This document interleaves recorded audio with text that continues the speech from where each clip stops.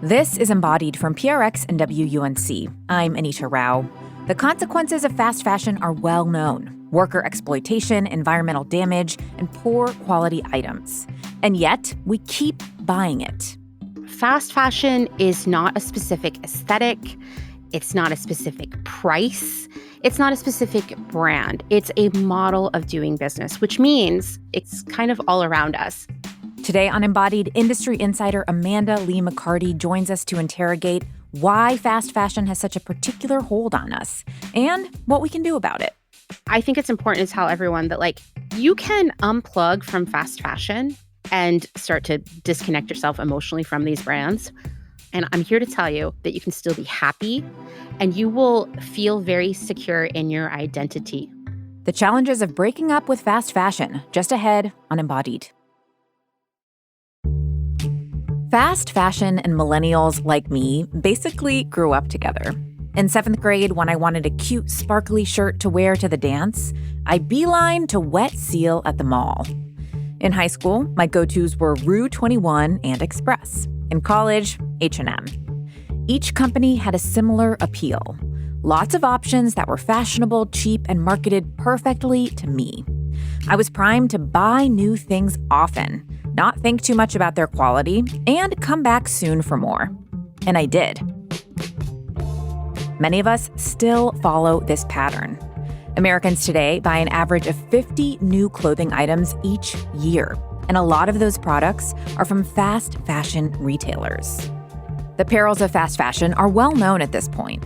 Rapid overproduction at low prices is taking a major toll on the environment and garment workers.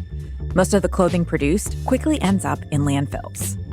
I know this, we know this, and still, many of us continue to buy from these companies. So why does fast fashion have such a particular hold on us? And how do these companies keep us coming back? This is Embodied, our show about sex, relationships, and health. I'm Anita Rao. To get answers to these questions, we are bringing in an expert, Amanda Lee McCarty. Amanda has been working in fashion for 2 decades. They also now host a podcast that decodes and demystifies that world. It's called Clotheshorse. Amanda's first job in fashion was in college, working as a sales employee at Urban Outfitters in New York City.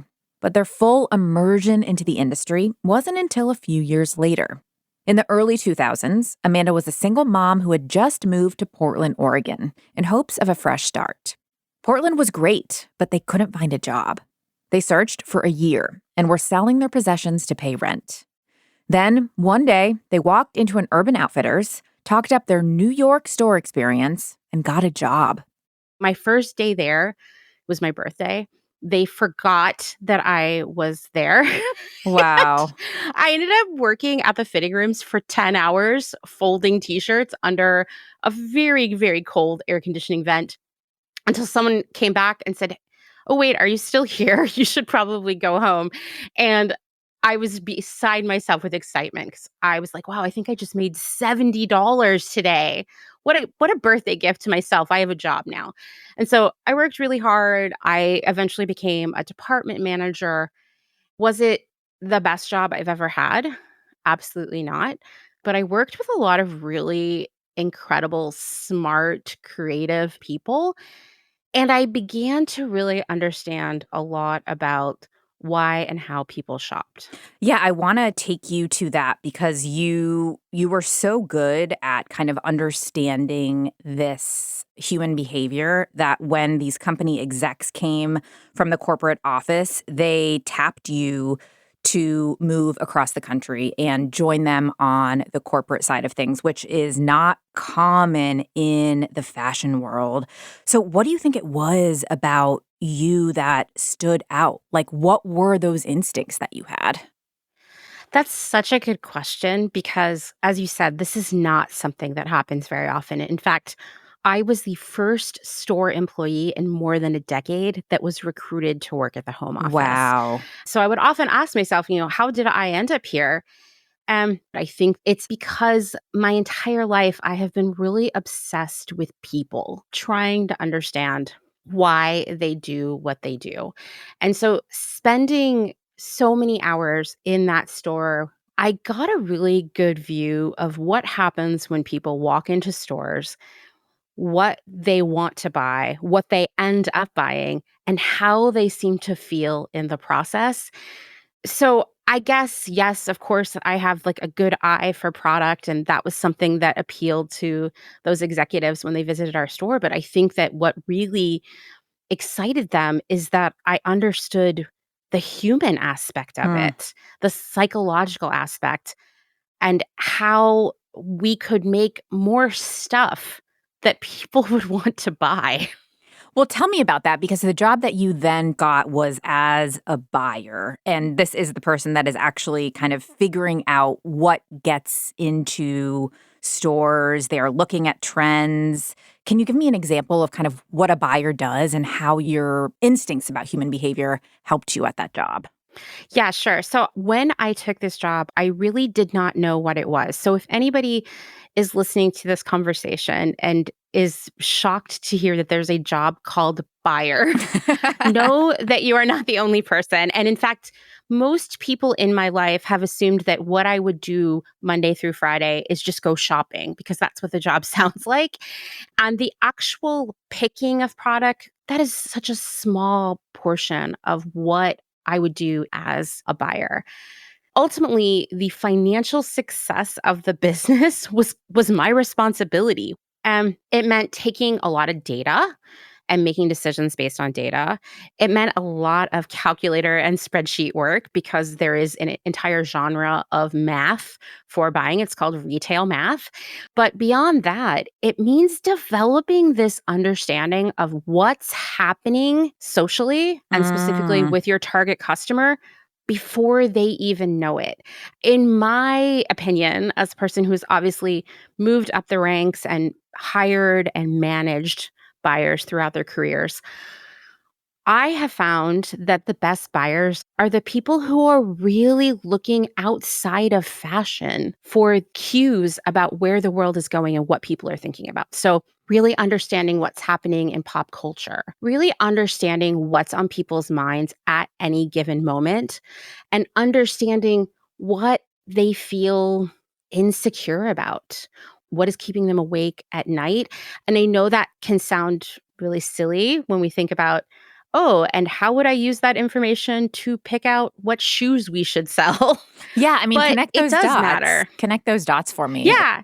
For example, okay, this is something that I'm sure many people have seen, coming into their emails and in stores and on tags for clothing, thinking about people's anxiety about climate change and the environment, right? And knowing that people have anxiety about the environment makes me as a buyer think about how can we give that customer a little break from that anxiety by perhaps falsely leading them to believe that what they're about to buy is a more environmentally responsible option. Well, we might say this is vegan leather, which is really, plastic, and it's a more environmentally and ethically responsible choice because it's not animal leather, right? And we're going to definitely market into that. We're going to put hang tags on the product that explain that. If we feel that people like socially right now are like, okay, well, one of the ways I'm coping with climate change is I'm actually doing more outdoor activities. Well, from a shoe perspective, then we're going to start thinking about shoes that are more applicable to outdoor use, or at least have that outdoor like hiking boot aesthetic to them, because sometimes that's all people need. They just need the vibe The of look. Yeah, outdoors. yeah, yeah. Yeah.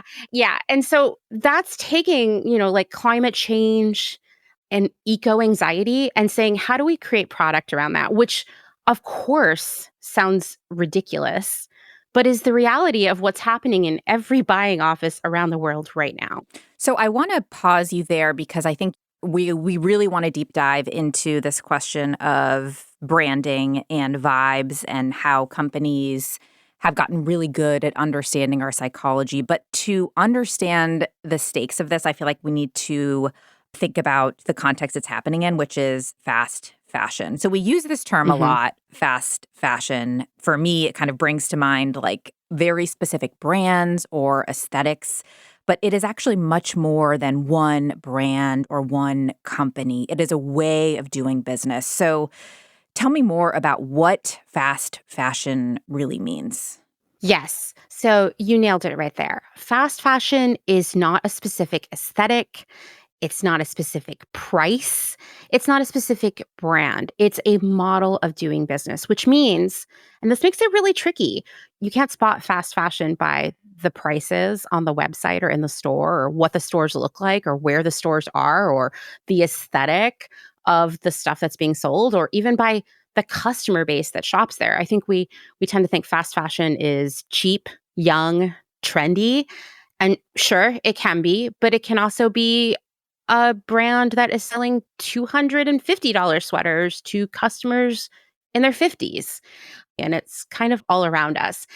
And fast fashion as a business model, yes, was sort of pioneered by the early fast fashion brands like Forever 21, like Zara, like H&M. But after the 2008 financial crisis and the ensuing recession, it was adopted by everyone. And it's really about, at its core, getting us to buy as much stuff as possible, as often as possible.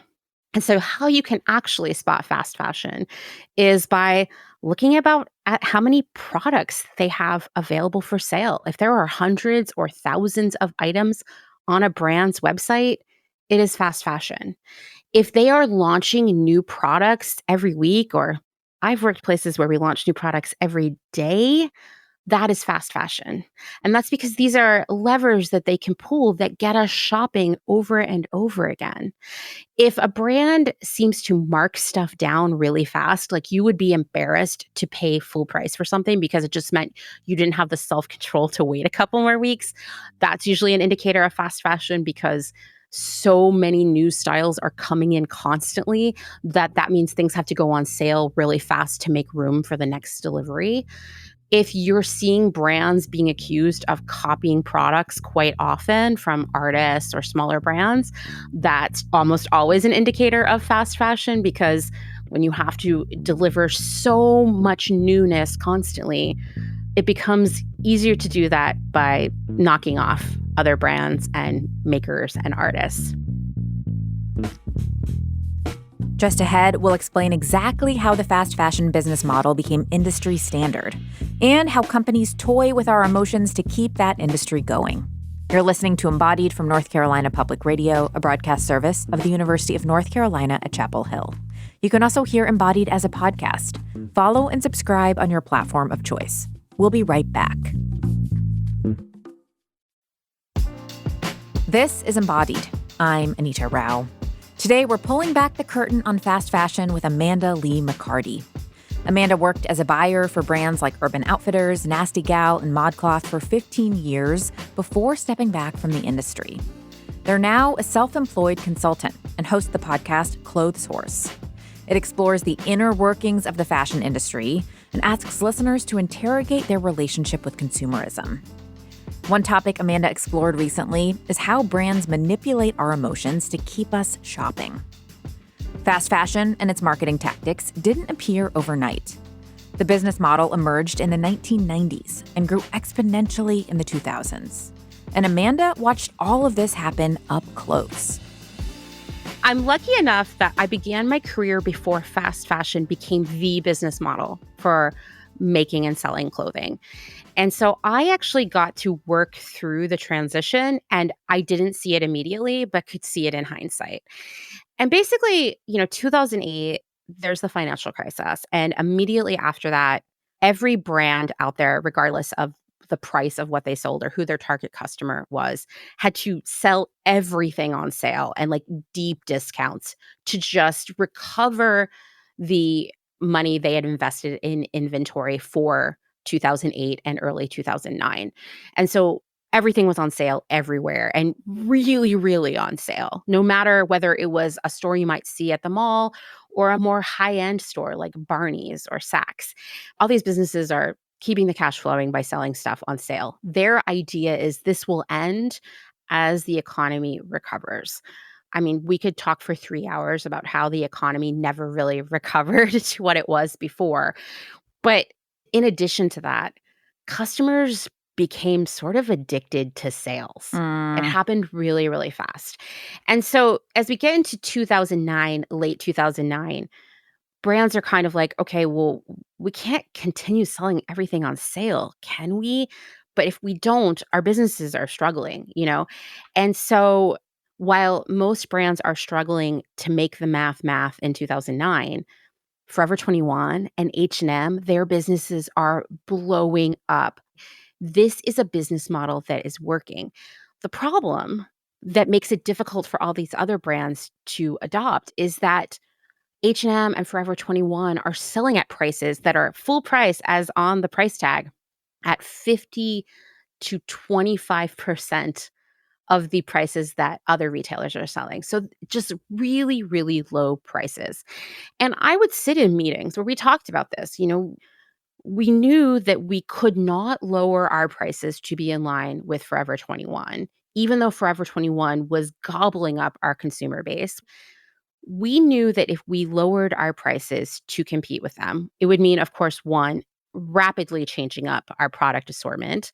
But in addition to that, it would change these brands forever to suddenly be in line with Forever 21 from a price perspective.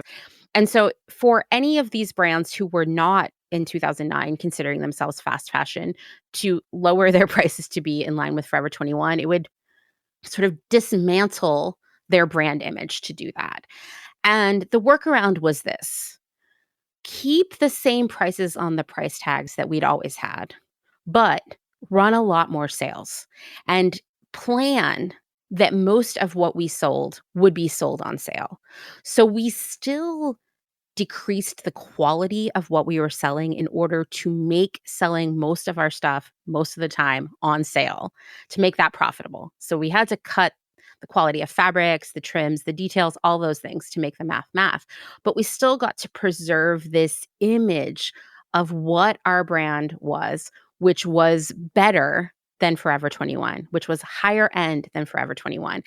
And it worked, right? And so we see this ripple effect in the early 2010s of pretty much every brand adopting this model. yeah, based on what you're saying, I feel like literally everything is flashing in front of my eyes. Like every single thing I've ever I've ever bought Yeah. feels like it was probably fast fashion. Like what isn't fast fashion at this point? I mean, it's hard, right? I think there are some really amazing small brands out there who are working really hard to be everything that fast fashion is not, right? To pay all the garment workers involved a living wage, to pay their own staff a living wage and give them good benefits and make high quality product that lasts a long time. But what you'll see is that their prices are significantly higher than what you might encounter at the mall. And they don't put things on sale all the time. Mm. And I think that that can sometimes be confusing for consumers who don't know what they're really buying when they're buying fast fashion, or maybe even that they're buying fast fashion. They just look at these other brands that are trying to do everything right and are like, ugh, too expensive. What's their problem? I could get a pair of jeans for $30 right now. Why are they charging $250?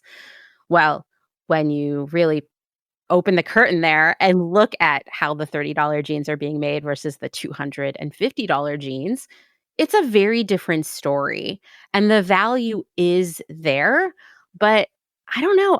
I think that our relationship, our perception of value and price is so broken right now. We actually all have a lot of hard work to do inside our brains to fix that. Yeah, I want to go back for a second to you being kind of inside these rooms where these conversations are happening, where there's an acknowledgement that everything is becoming fast fashionified. And there's more public conversation about the environmental consequences of this, the workers' rights facets of this. Were those conversations also happening inside the boardrooms? Like, were you talking with your peers about the effects of this business model? I think the answer there is no. Uh I mean, huh. outside of work, absolutely. I remember a relatively new hire, an assistant buyer, saying to me pretty early on in my career, "Do you ever feel like we just work really hard all day, every day to make more stuff that's going to end up in a landfill?" And I said, "Yes, and you can never talk about that at work again." Like, you Oof. can't. And I say that as the person who's always the person who brings that up, and has been throughout my career, and it has not worked in my favor. And unfortunately, when you are working in fashion, there is this belief that you are very lucky to be there, that 1,000 other girls want your job, so you are not going to bring up difficult topics if you want to succeed or at least continue to have a job. Wow. Okay. So Dark, you yeah. it is dark. It's very much giving like Devil Wears Prada, like this very, Unfortunately, yeah, like yeah. insider club. So there's this tension that you have kind of illuminated that it was happening inside the industry. And I want to go to kind of the consumer side of that and have you help us understand why is it as consumers like it's easy to forget and ignore? Like what is it about our emotions that fast fashion brands have gotten so good at tapping into that keeps us coming back even when we know some of these hard realities? Yeah, I mean, something I talk about a lot with my friends who have, also worked in fashion and who worked through the hustle culture and girl boss eras of this century is how it's no coincidence to me that girl boss and hustle culture thrived as fast fashion was blowing up. And I Mm, feel like there was a symbiotic relationship there, right? Like you're working all the time, you're so stressed out, a lot of sources of joy in your life evaporate because you're working all the time. So you don't get to rest, you don't get to read books or hang out with your friends or have hobbies or any of these things. Sometimes you can take a vacation when corporate says you can. And of course, you need to document it on social media so everyone can see it and know you have a happy, well curated life, right? But it's a stressful life. And how you make yourself feel better, how we've been taught to make ourselves feel better is by buying things. And this is something that is so deeply programmed into our brains. As someone who lived a life before fast fashion, I can think back to my childhood and how I was obsessed with collecting stickers and Barbie clothes and Garbage Pail Kids and whatever else it was that procuring buying with my allowance meant that, like, happiness was here, you know? yeah. Right? So we equate stuff with happiness, and fast fashion brands are delighted to show you more ways that buying more stuff would make you feel happy. So maybe we send out an email about retail therapy, right? You're having a tough week, buy something that will make you feel better. Maybe we start talking a lot more about self care. When self care was sort of stolen and distorted by big retail, it was used as like another product category that we could expand and sell, whether that was face masks or cosmetics or bath soaks, lotions. We started to sell travel stuff, travel accessories and suitcases and, well curated pages of clothes to take on vacation to have for your perfectly curated Instagram travels, which would Yeah. show that you weren't as miserable as you maybe felt inside. These are all tropes that we've come to live in, but they're really all marketing. Yeah, I mean, it's interesting hearing you say that because so you're pointing out kind of the one of the pulls on our emotions being retail therapy, this idea that you can kind of buy your way to happiness, buy your way to something better. But I want to go back to the vibes thing for a second. Hearing you talk about Zara and hustle culture completely hits home. Like I feel like I went into the workforce in like 2012. I was living in New York City and Zara was like my when I got a full-time job, I was really excited to buy clothes there cuz I thought I kind of played the part. Like I looked professional and chic and like Mhm. yes, it felt expensive compared to Forever 21, but it seemed higher quality and it wasn't like the highest price point. And they really created this vibe that I felt Mhm. like would make me look the part as like a young professional in New York City. So I want to hear more about these vibes and like how companies build them in a way that we want to associate ourselves with them, that we feel like they become important markers of our identity. Yeah, I mean, that's what's really especially right now more than ever, getting us to shop specifically from brands that we probably check every single week to see what they have, right? Because there are infinite number of places to shop online at this point. And, you know, they're loosely selling a lot of the same stuff. And I will tell you that most of that stuff is made in the same factories, Mm. regardless of the label sewn into it. So, the industry knows this too. Hey, we're all kind of making the same stuff. We're all kind of make it in the same place, and it's roughly the same price. How do we sell to a customer who will continue to come back over and over again to us rather than go somewhere else where they could get essentially the same thing? And that's where branding comes into play, and specifically emotional branding, which is how just about everything is sold to us in this century. And emotional branding is really about playing into who we want to be. Mm. Remember, I told you a good buyer is like understanding what people want before they even know that they want it. And that's what emotional branding plays into, like who you want to be. So you're going to Zara because you want to be chic, but professional. And that's an identity, Yeah. right? And Zara is selling you that identity. Now, we say that out loud and it's kind of sad, right? Like, oh, we're buying who we are, but that's the reality. I mean, think of a place like Anthropologie, right? Anthropologie is selling this concept that if you shop there, you're kind of like bohemian and creative, and everything in your house is like well curated and put together, and you probably are the best host when people come over to your house.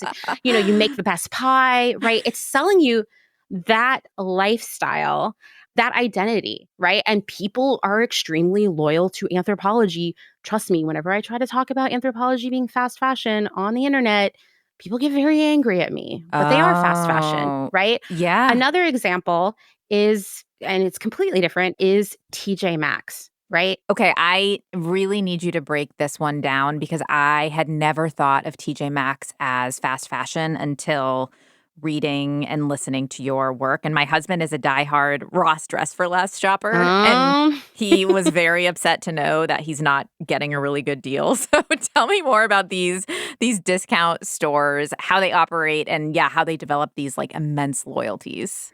Yeah, and you might say like, how could TJ Maxx be similar to Zara or Yeah. Anthropologie? And it's because they're selling another identity. It's a different identity, and that identity is that you are smarter than everybody else because you know how to get a good bargain. And trust me, that is an identity Yeah. that many people find extremely appealing.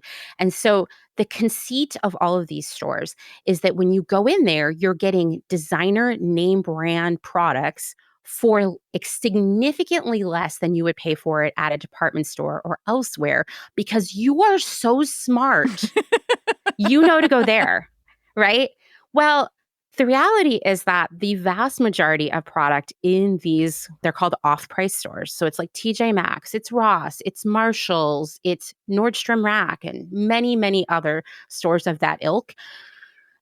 They, at one point, many decades ago, when there weren't so many of these stores, they really did sell a lot of excess inventory from department stores, from brands that they were able to buy at a significant discount and pass the savings on to their customers. In this century, that is not the case anymore because there are so many off price stores that there is not enough, believe it or not, excess inventory from department stores and other designer brands to fill these stores. And when you think about it, there's way more TJ Maxx's and Nordstrom Racks and whatnot than there are actual department stores at this point. So, what these companies have been doing is they have product especially produced for them at a very low cost that they can sell at a low price point and give you the illusion of getting a good deal. And so the vast majority of what you see in these stores at this point is fast fashion because it was made as cheaply and fast as possible to get it into these stores. Most brands, like if you take someone like Nike or Adidas, brands that you often see in these stores, they have specific teams within their corporate infrastructure who only focus on coordinating and producing product for these stores. Okay, so you've broken the illusion of the of the off-price retailer TJ Sorry. Maxx. No, that's okay. That's okay. I mean, it makes me also wonder about like these initiatives that these fast fashion companies create that kind of help extend their brand persona. I saw a TikTok the other day of a woman who was taking like multiple garbage bags of her H&M clothes back to H&M to put in their recycling bins and kind of promoting this idea of like, look, like you can keep buying a bunch of stuff, but then you can also recycle your old stuff and H&M helps you recycle it. Like these companies have effectively responded to our desire to be more sustainable or appear more sustainable. Like, is there any good happening with these recycle, upcycle things that fast fashion companies are doing? Yeah, not really. I feel like I'm ruining a lot of things for everyone listening today. Going back to the model of fast fashion, right? It is to get you to buy as much stuff as possible, as often as possible. Well, it gets a lot harder to do that if you're thinking, like, I don't know, like, what happens to my clothes after I wear them? Is this an environmental issue? And that's where greenwashing comes into play, which is a marketing technique, a branding technique that paints a product or a brand or some brand initiative as a sustainable, environmentally friendly thing to do. And it exists not because it's about creating social change or changing these systems in which clothes are manufactured and disposed of. It exists to make you, the customer, feel like I don't need to change what I'm doing and I can feel okay. Clothing recycling is quite a myth at this point because especially in the fast fashion realm, most of those clothes are not recyclable, meaning they cannot be turned into new fabric to make new garments. And so Mm. some of them are going to get shredded up and turned into rags or, industrial insulation, but we kind of only need so many rags and so much industrial insulation. And so a lot of them are actually being shipped off to the global south, kind of flooding the global south with low quality fast fashion. And it's creating environmental and economic ramifications for everyone who lives in those areas. But for us, the customers in the global north who bought all these clothes, we don't see that. We just see like, yay, my closet's empty now. Now I can buy new things and I don't feel bad. If at this point in the conversation you're starting to feel a little overwhelmed or maybe even guilty, stick with us. Because just ahead, we will talk about how we can use all of this information to become more mindful consumers. We'll be right back. Sources and methods, the crown jewels of the intelligence community. Shorthand for how do we know what's real? Who told us? If you have those answers, you're on the inside, and NPR wants to bring you there. From the Pentagon to the State Department to spy agencies, listen to understand what's really happening and what it means for you. Sources and Methods, the new national security podcast from NPR. This is Embodied. I'm Anita Rao. Today, we're talking with Amanda Lee McCarty about why it is so hard to break up with fast fashion. Amanda has 2 decades of experience in the fashion industry, including with companies like Urban Outfitters and Nasty Gal. Now, they're a self-employed consultant and host of the podcast Clotheshorse. It examines how the fashion world works and promotes informed consumption. We've been talking about how brands build identities to keep customers hooked, and how the fast fashion model has taken over so many corners of the fashion industry. Laying bare the inner workings of fast fashion paints a bleak picture, and it is easy to feel like there is no escape from products that exploit workers and then load up the landfills. When I confessed those feelings to Amanda, they knew exactly what I was talking about. Okay, so this is the point of the conversation where I feel like when I'm talking to friends about this, people kind of start getting quiet, and then Welcome to my life. and then one person says like, "Well, is there even any ethical consumption under capitalism? Like, what am I even supposed to do?" So, how do you respond to that moment, to this feeling of like, okay, there's such a big system working against us. Fast fashion is everywhere. It is hard to escape it. Like, what can we even do about it? Okay, so this is obviously a conversation I have all the time. That's probably why I don't get invited to parties anymore. Still working on that one. But, a lot of times I'll have conversations with people like we just did, and it's like, well, there's no ethical consumption under capitalism, so I guess it just is what it is. And the thing about statements like that, or I'm just one person, so my impact is never going to be as big as H&M as a corporation, right? So I should just Yeah. go buy some more clothes. It's MBD. They were going to make them anyway. The reality is those are conversation enders. They're not truths. They are just conversation enders. And they are successful at ending the conversation because if you're not someone like me who's had to have these conversations so many times and spend a ridiculous number of hours thinking about what the comeback should be, Yeah. it's the end of the conversation. And what's great about that is then you don't have to think about it anymore and you can move on and you don't have to think about what change would need to happen in your own life. Mm-hmm. And that's the scary part, right? Because, going back to what we were talking about earlier, we have been told our whole lives that buying stuff and buying new stuff is a key to happiness. And it's an important part of showing the world who we are, right? So, stuff and our identities and our happiness are all intrinsically linked. And when you think about buying less stuff or not buying stuff at all, suddenly you're like, who am I? And am I sad and lonely and depressed all the time? Like, I'm not signing up for that. So I'm just going to tell you that there's no ethical consumption under capitalism. And then I'm going to switch the conversation topic. Yeah. Right? Right. But actually, like, we are a really important part of changing this, every single one of us. Even all you Maxinistas out there, we can build the world that we want, but we all have to participate in it. And this is where I think it's important to tell everyone that, like, you can unplug from fast fashion and recognize, I don't know, the sort of shadiness of emotional branding and start to disconnect yourself emotionally from these brands. And I'm here to tell you that you can still be happy, you will still have friends, and you will feel very secure in your identity. You're not like, I'm not smart anymore because I don't shop at TJ Maxx. That's not what's going to happen. But will I still look cool? Like, how am I going to look cool? Well, you're Especially gonna look cool. You're gonna look cool because here's the thing: we're not saying, and I think it's interesting to me as a person who's worked in fashion my whole adult life, and I have seen how much fashion is entangled with diet culture. Mm, Another terrible thing.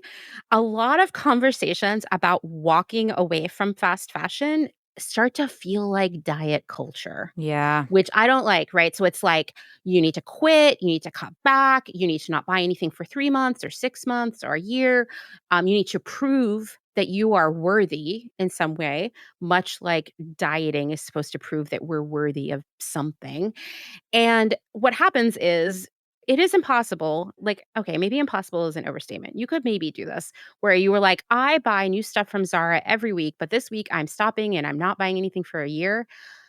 That's going cold turkey, and that's gonna be really, really hard, and you're probably gonna buy something at some point, be filled with guilt and despair over it, and then you're gonna get right back into your old habits.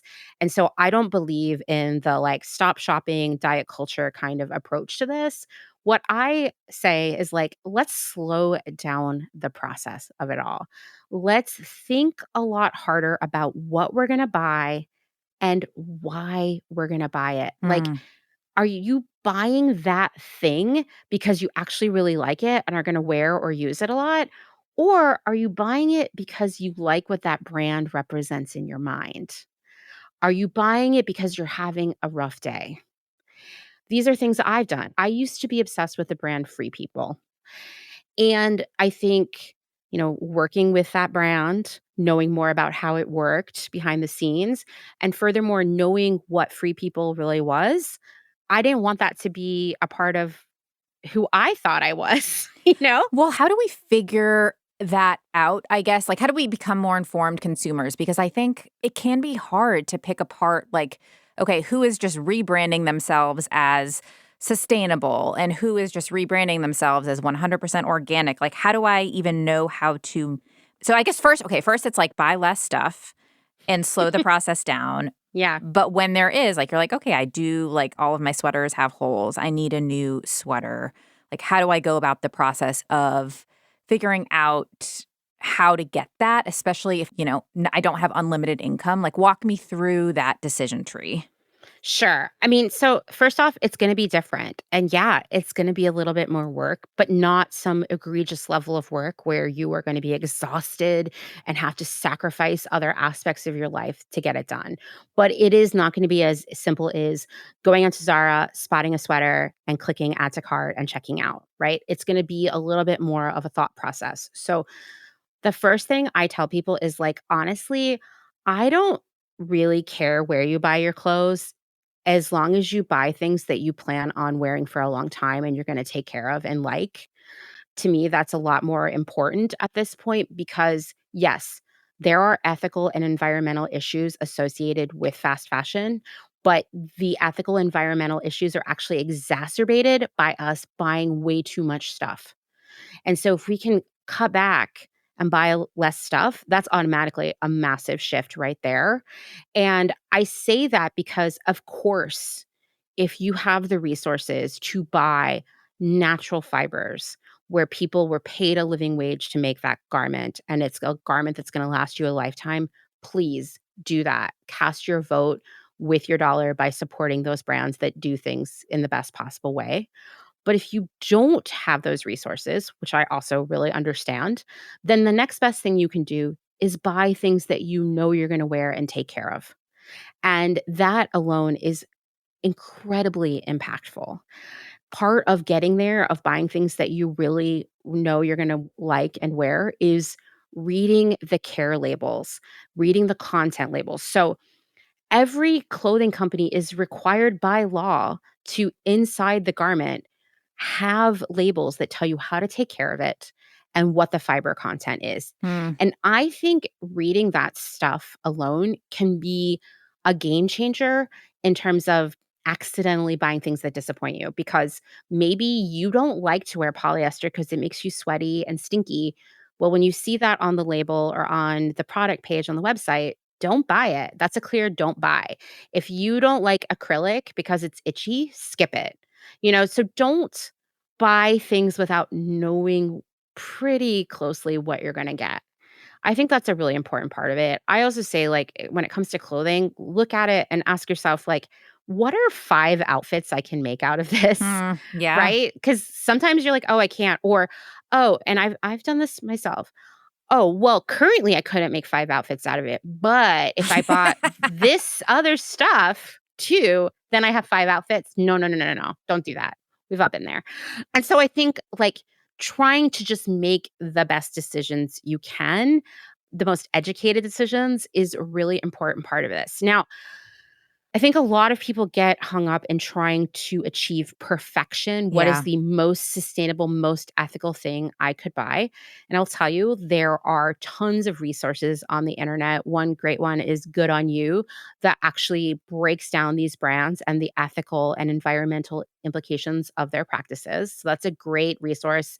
Just go to Good on You, type in the brand you're looking at, and you'll get a pretty good rundown of what's going on there. That can be super helpful.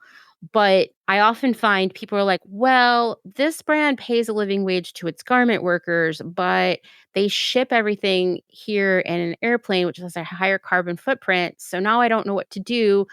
I guess I'll just buy something from Shein anyway. Yeah. And that's why we can't let ourselves get too caught up in searching for perfection. We want progress here, and everything is a move forward. So don't be so hard on yourself, I guess is what I'm saying, and know that these systems are set up to make it really difficult for us to make the so-called best decision. So, we have been talking a lot about this idea of emotions and how our emotions get tied up in the clothing decisions that we make, how brands prey on our emotions. I'm curious about how your own emotional relationship to fashion has shifted as you have become further and further away from your time in the industry. Like, how would you describe that relationship now? I think I'm gonna tell you, I am kind of the last person that I think anyone ever expected to work in fashion, myself included. I grew up low income. My mother was a teenager when I was born. I grew up in a small town of 300 people in Pennsylvania, and fashion was like not a thing. And that did not mean that I have not always loved clothes, because I have, and I have always loved getting dressed every day and taking things from my closet and telling a story about how I feel that day, what's happening in my brain with what I'm wearing that day. So I think clothing can be this incredible creative expression, and I love it. Like, I love clothes, and I'm not ashamed to say that. I never really cared about like designer brands or luxury. For me, living in a town of 300 people, it was like so abstract to me. Being a young single parent who, like, I couldn't even afford to take the bus, it was even more abstract somehow. And coming into this buying job and having to, like, know about that stuff, they asked me questions in the interview. I'm gonna tell you, they asked me, "Who's your favorite designer?" And the only designer I could think of was Marc Jacobs, so I just said that. So I'm coming into this with this intense understanding and obsession with understanding people, right? And understanding how the culture around us shapes what we want, right? I've got that dialed in. I have no interest in, like, designers and labels. Like, I can look at runway shows and be like, "Wow, that is art right there." Like, I get that. I think garment design is an incredible art form in itself that we take for granted. But I am less obsessed with fashion and more obsessed with style and Mm. how we get to express who we are every day, who we are that day by what we're wearing. And so I love clothes for that. And working in the fashion industry, I had this disconnect from, pre-fashion industry Amanda, who just wore a different outfit every day that was made of all these different things that I already owned, and I thrifted everything that I owned, and my style was super unique. I mean, for that job interview, I wore a Boy Scout shirt that was thrifted and a brown jumper that was also, like, I think, a school uniform. But getting into that professional role and that path, I felt this pressure to suddenly have, like, cult brands or expensive brands or brands that you could only buy in Europe or like Japan, or, to always be, like, flaunting the label a little bit. And it made me lose sight of why I love clothes, which is I love the creative aspect of clothes.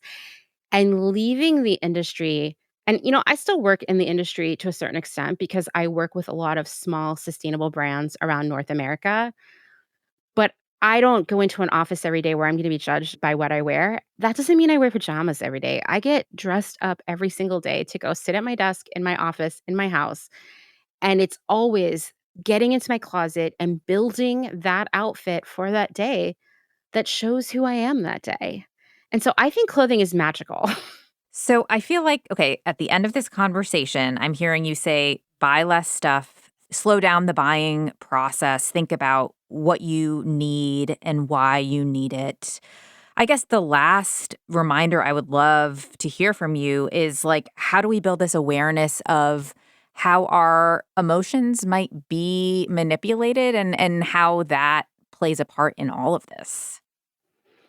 Sure. So I just want everybody to remember to recognize that all the vibes that we're being sold, whether it is that you are a Maxinista or you are the best hostess ever because you bought your napkins at Anthropology, that those are all just vibes. They're just marketing. They're not real. And your identity is not where you shop.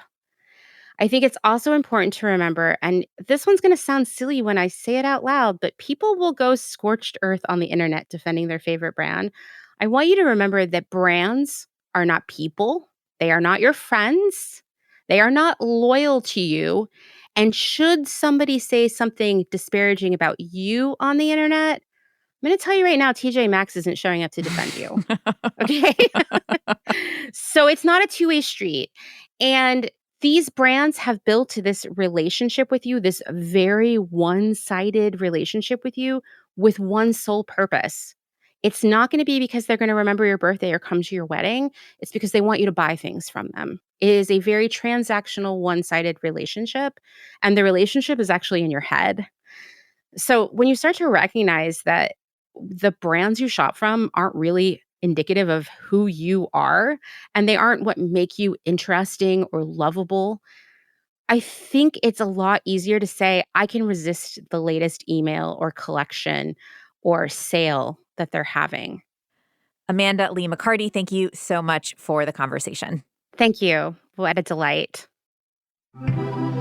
You can find out more about Amanda and their podcast Clotheshorse at our website, embodiedwunc.org. Follow us on Instagram for bonus content behind every episode. Our handle is @embodiedwunc.